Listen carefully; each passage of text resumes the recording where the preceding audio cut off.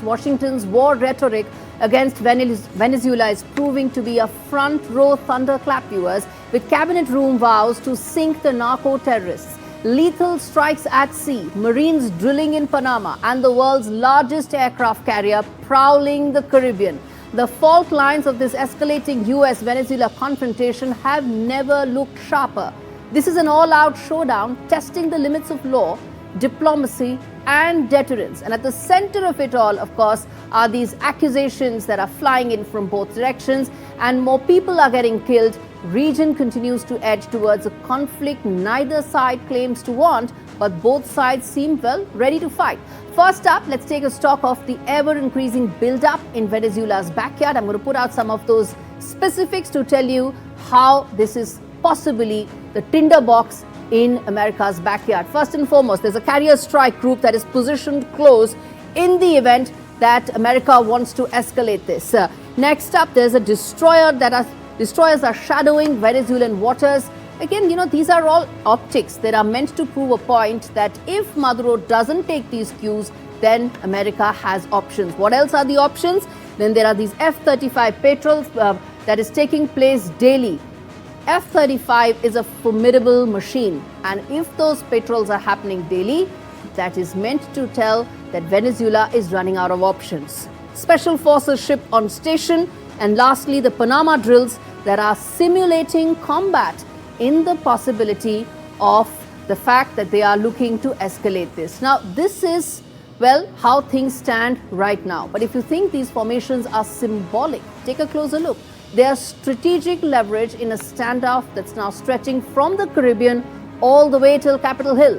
And as Congress probes alleged illegal strikes and the Pentagon signals more on-ground action, yes, that is also a possibility. This crisis is no longer theoretical. It's unfolding in real time. If there is a possibility of American forces actually entering Venezuela with a ground assault, we are talking absolutely nothing left on the table. It's raising haunting echoes of past face-offs that began with rhetoric and ended with repercussions nobody could rewind. And now we take you inside the history, the bad blood, the miscalculation, and of course the moments that brought Washington and Venezuela to a razor's edge.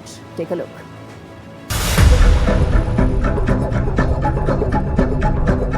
For more than a quarter of a century, US-Venezuela tensions have simmered and spiked. But now they are surging towards breaking point. It is a conflict defined by power, pride, and a dangerous pattern of escalation.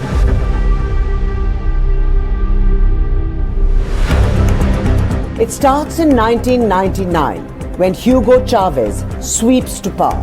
He rewrites Venezuela's political order, turning Washington from partner to target.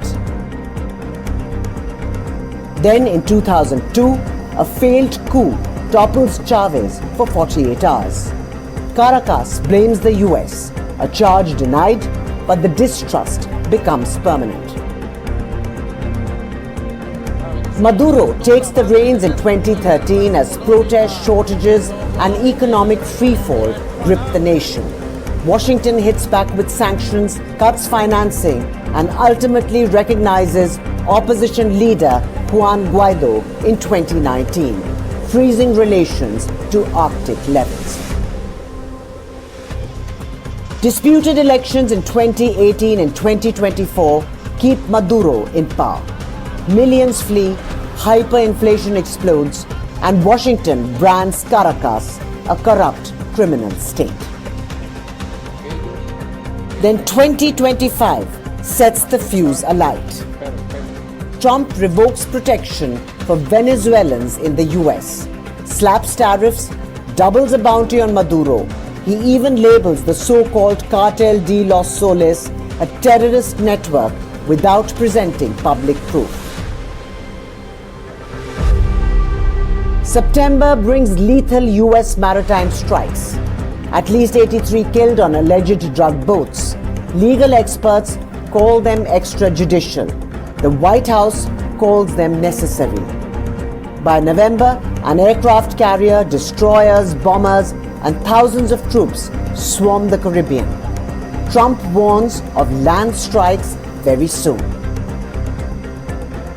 26 years in, 2 presidents down, and one spiraling standoff later, Washington and Caracas now sit on the edge of a conflict neither side claims to want. But both sides seem ready to fight.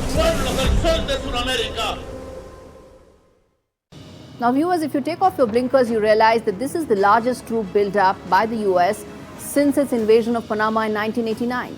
And the Trump administration will not back down because it's for 2 reasons. This is about drugs and this is about immigration. Both campaign promises for Donald Trump.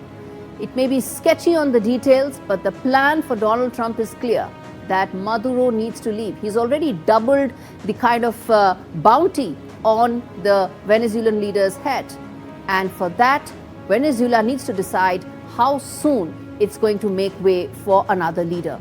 Whether or not there's actually going to be stopping of those drug lines is anybody's question, because most of them come from the Pacific, not the Caribbean. Whether it will actually lead to ending illegal immigration, again, anybody's guess. 8 million Venezuelans have fled the country in 11 years. Only about 20% have actually come to the US. But this may also be about installing a pro-Washington, pro-Trump president in Venezuela, which is why this has only just begun.